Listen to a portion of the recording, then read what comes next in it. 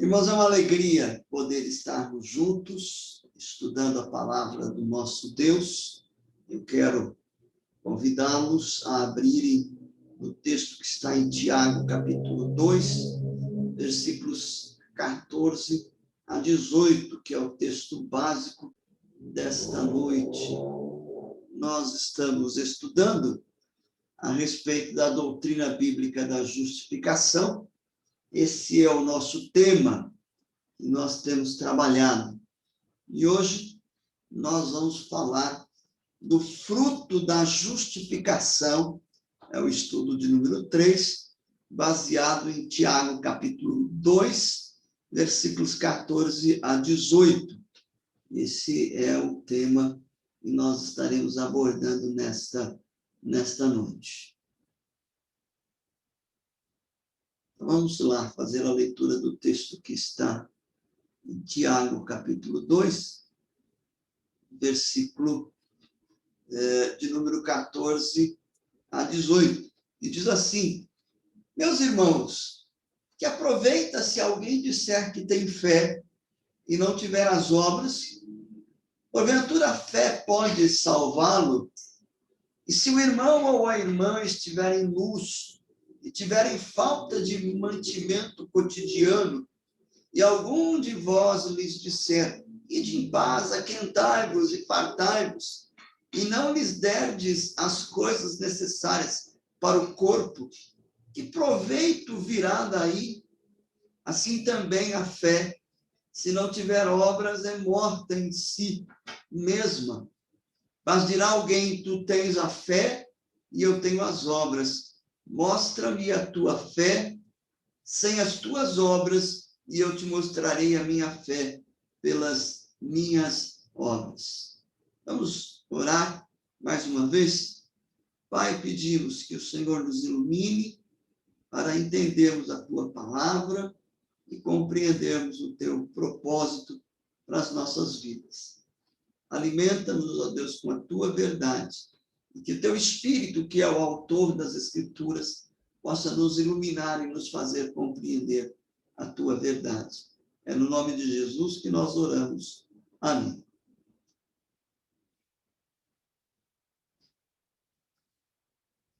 Meus amados irmãos, nós já vimos que a fé, ela é o meio ou o instrumento pelo qual uma pessoa alcança a salvação.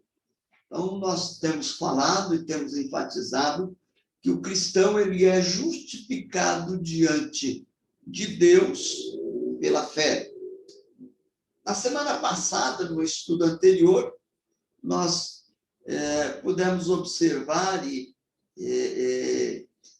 verificar à luz daquilo que a Bíblia nos diz, três verdades a respeito desta fé. Primeiro, que a fé, não há virtude salvadora nela. Então, não há virtude salvadora na fé. O segundo aspecto que nós vimos é que a fé não é um atributo do coração natural. E, em terceiro, a fé é um ato pessoal dirigido a um Deus pessoal. Foram esses aspectos que nós estivemos falando. Portanto, nós pudemos perceber, a partir da compreensão destas verdades, que a fé, ela abandona a esperança nas realizações humanas, vem a Cristo sozinha e de mãos vazias e atira-se sobre a misericórdia do nosso Deus. Esta é a fé bíblica, essa é a fé que salva, né, conforme nós temos salientado e destacado. Hoje, nós, como já falamos, mas enfatizando hoje, nós queremos falar, com base no texto de Tiago, a respeito do fruto da justificação. Quero começar lembrando aquilo que o reverendo Joy Bick nos traz. Ele diz: onde quer que haja a raiz da fé salvífica, sempre haverá os seus frutos. As raízes de uma árvore só podem ser consideradas vivas e saudáveis se o fruto for saudável. Os reformadores afirmaram: somente a fé salva, mas a fé que está só não salva. Interessante essa declaração que ele nos lembra dos reformadores lá do século XVI. Somente a fé salva, mas a fé que está só não salva. Ou seja, a verdadeira fé, a fé salvífica, a fé salvadora, ela sempre será acompanhada de boas obras que verificam a validade desta fé e comprovam que ela, de fato, é real, né? Então, o que nós vamos observar, com base naquilo que o texto de Tiago nos diz, é que Tiago, o irmão do Senhor Jesus Cristo, que é o autor desta epístola, ele vai abordar a diferença entre a fé verdadeira e uma fé falsa, entre uma fé que salva e uma fé que não salva. É esse contraste que ele nos apresenta na sua epístola. Então, as pessoas frequentemente perguntam: como é que eu posso saber se a minha fé ela é verdadeira, se a minha fé de fato é real? E é exatamente sobre esta temática, sobre esta questão que Tiago vai trabalhar. É isso que Tiago está abordando aqui no seu texto, na sua carta, não só nesses versículos que nós separamos, mas ao longo de toda a sua carta, de toda a sua epístola.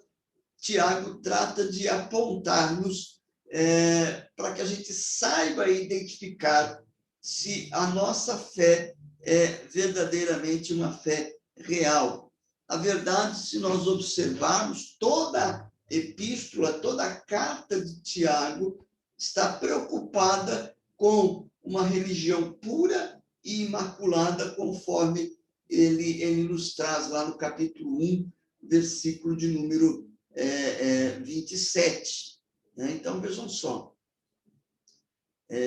Começando com o capítulo 2, Tiago, então, ele vai introduzir o tema da fé verdadeira, da fé salvífica.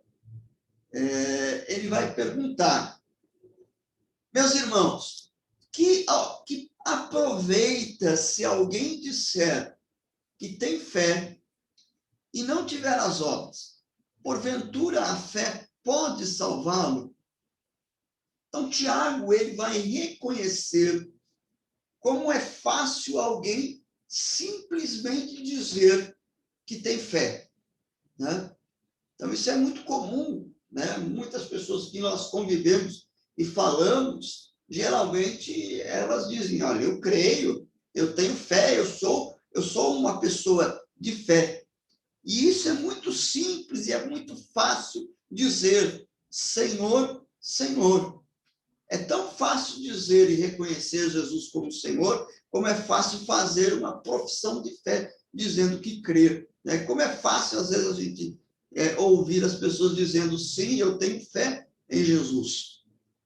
Então, Tiago, na sua epístola, na sua carta, ele está dirigindo-se àqueles que simplesmente dizem que têm fé e, contudo, não têm boas obras em sua vida.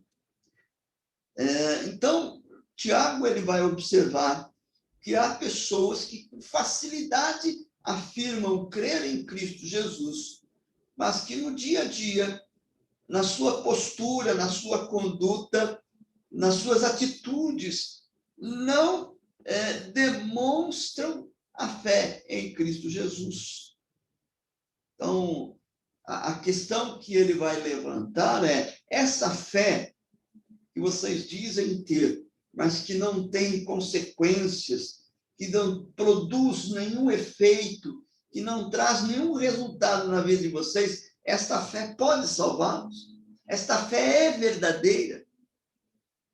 A fé sem obras é, de fato, uma fé viva. Uma fé sem obras me une de modo correto ao Salvador e à sua justiça.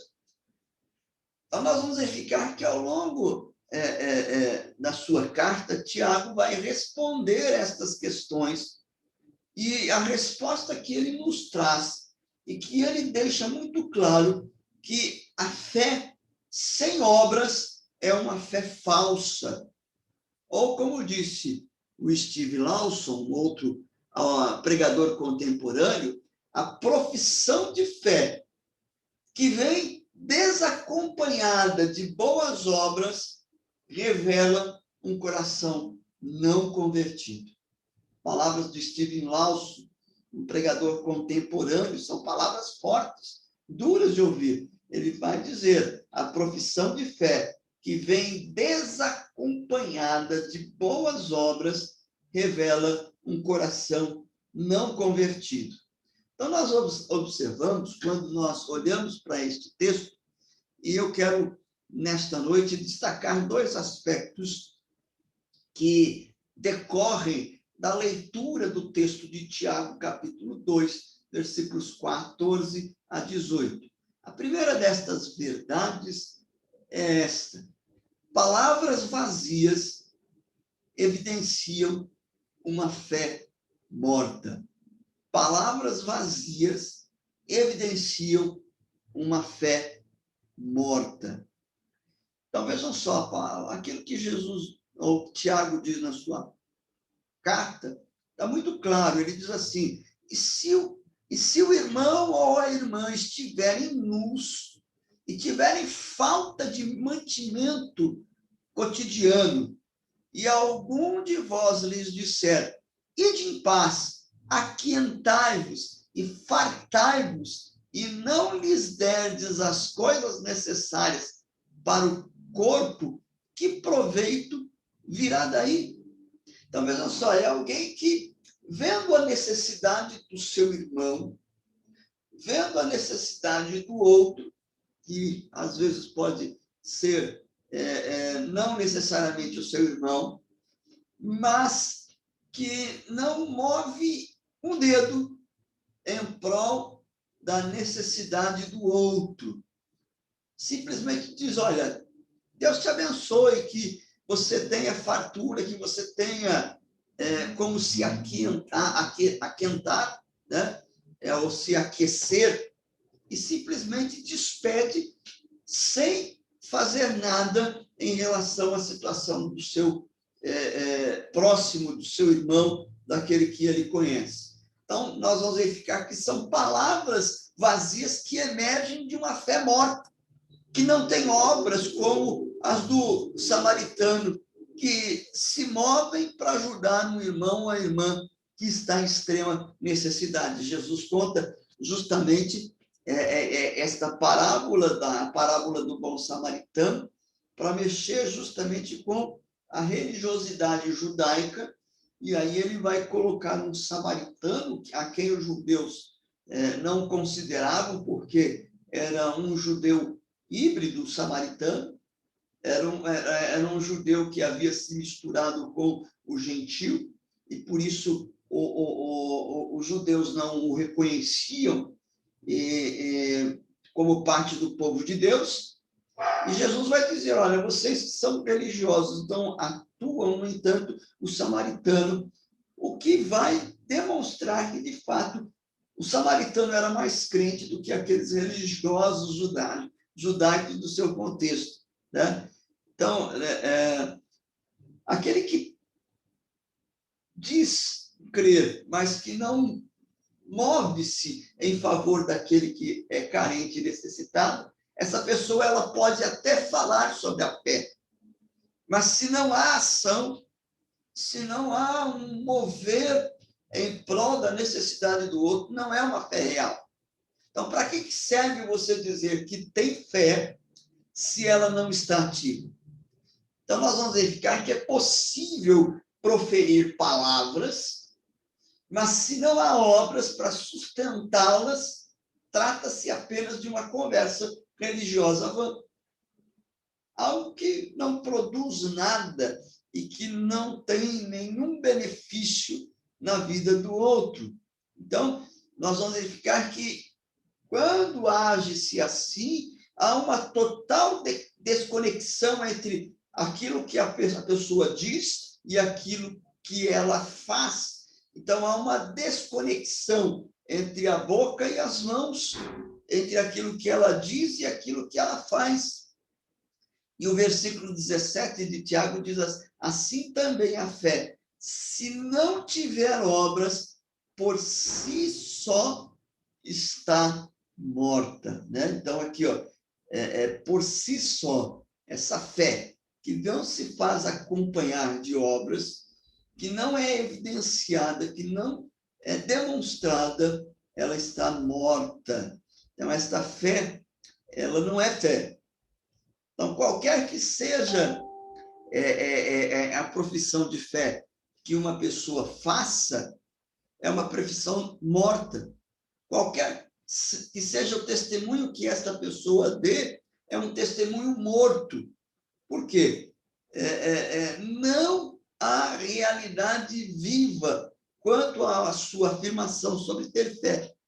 Esse tipo de fé, essa fé que não age, esta fé que não produz uma ação, é uma fé morta e, na verdade, não é fé e, portanto, não é uma fé salvadora, não é uma fé que salva.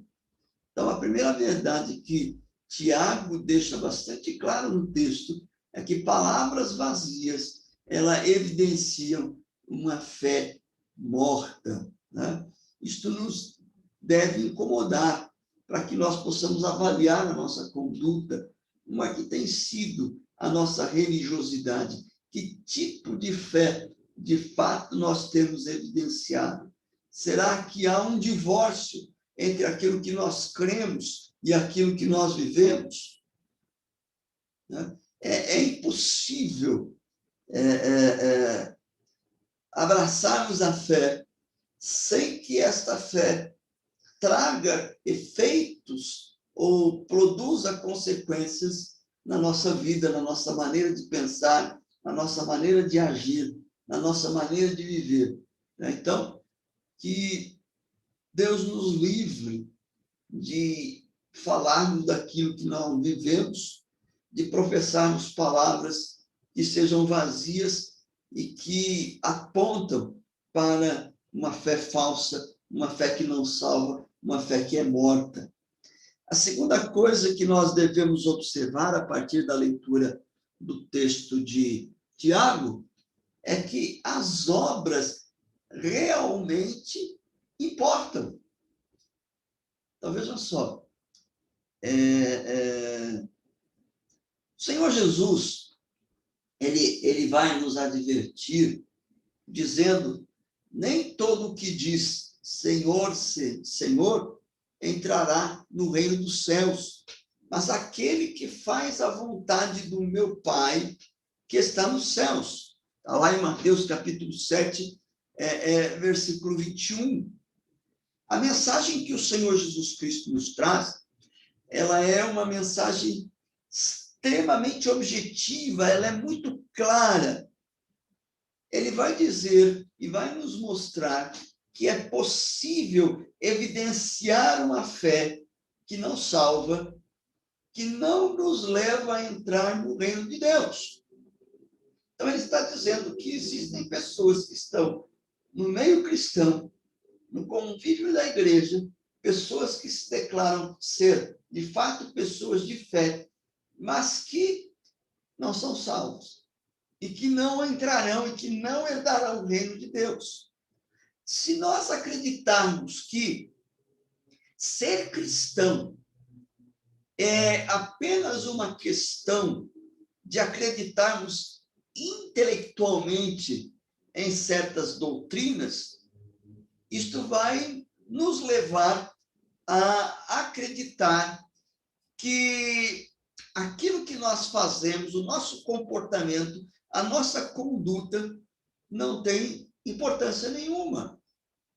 Isso, de fato, aconteceu no período pós-reforma. Então, vocês sabem que no século XVI, nós assistimos um grande avivamento com a redescoberta da doutrina bíblica, da doutrina da justificação pela fé. Mas no século seguinte, no século XVII, ele é conhecido na história da igreja como o século da ortodoxia morta. Por quê? Essa ortodoxia que se fez presente no movimento luterano se deu justamente porque eles entenderam e passaram a acreditar que ser cristão é você professar de forma intelectual algumas verdades acerca da fé cristã. Então, se você crer em algumas verdades e saber de cor e entender os catecismos, as doutrinas, isto já seria suficiente para torná-lo um cristão. E, na verdade, não é isto que o Senhor Jesus Cristo nos ensina, não é isto que a Bíblia nos ensina. Obviamente que nós precisamos ter um conjunto de verdades que sejam verdadeiras, que sejam bíblicas e que fundamentam a nossa fé, mas este conjunto de verdades que nos dão este fundamento precisam transformar a nossa vida de maneira que nós evidenciamos esta fé. O reverendo Wayne Wipsey, ele nos adverte, as pessoas com a fé morta colocam palavras no lugar de atos. Sabem o vocabulário correto para a oração e o testemunho e podem até citar os versículos certos na Bíblia, mas sua vida não condiz com o seu discurso. Acreditam que suas palavras têm o mesmo valor de obras, mas estão enganadas. Nós devemos entender e compreender, meus amados irmãos, que o cristianismo bíblico envolve mente, coração e mãos.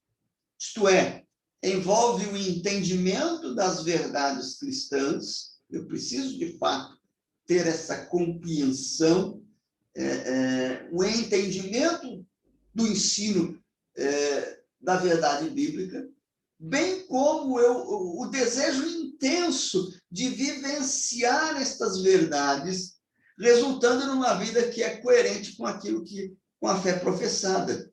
Então, a fé, através da qual nós somos salvos, ela é uma fé viva, que não é meramente uma afirmação intelectual de certas verdades, mas uma fé que se expressa em boas obras, em ações retas. Ela é muito clara em relação a isso. Se nós observarmos lá em Atos dos Apóstolos, no capítulo 2, no capítulo 2 de Atos, nós vemos a descida do Espírito Santo. Então, o apóstolo Pedro, ele vai pregar a palavra de Deus, e através dessa pregação, as pessoas vão se converter, pela manifestação poderosa do Espírito de Deus ali entre eles. E lá no versículo 37 do capítulo 2, diz assim: ouvindo eles estas coisas, talvez não seja, ouvindo eles estas coisas, que coisas? A mensagem proclamada pelo apóstolo Pedro. E isso envolve o quê? O intelecto, a compreensão. Eles compreenderam as verdades bíblicas expostas pelo apóstolo Pedro. Então, ouvindo eles estas coisas, compungiu-se-lhes o coração. Ou seja, não só a mensagem do apóstolo Pedro afetou o entendimento, o intelecto, mas afetou as suas emoções, os seus sentimentos, compungiu-lhes o coração. E diante disto, eles vão perguntar a Pedro e aos apóstolos: que faremos, irmãos? Ou seja, envolveu agora a vontade.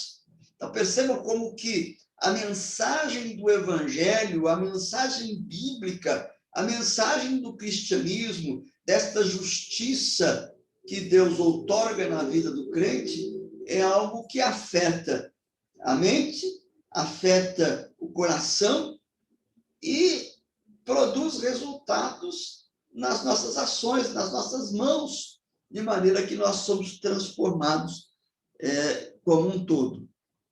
Irmãos, nós devemos lembrar que o cristão, ele é salvo pela graça de Deus. O pecador, ele não é salvo pelo fruto, mas ele é salvo pela raiz. O axioma é verdadeiro, diz o Joe Bick. Uma boa árvore produzirá bons frutos. Toda árvore boa, diz ele, é evidenciada pelos bons frutos. E toda árvore boa tem uma raiz boa, uma fé viva.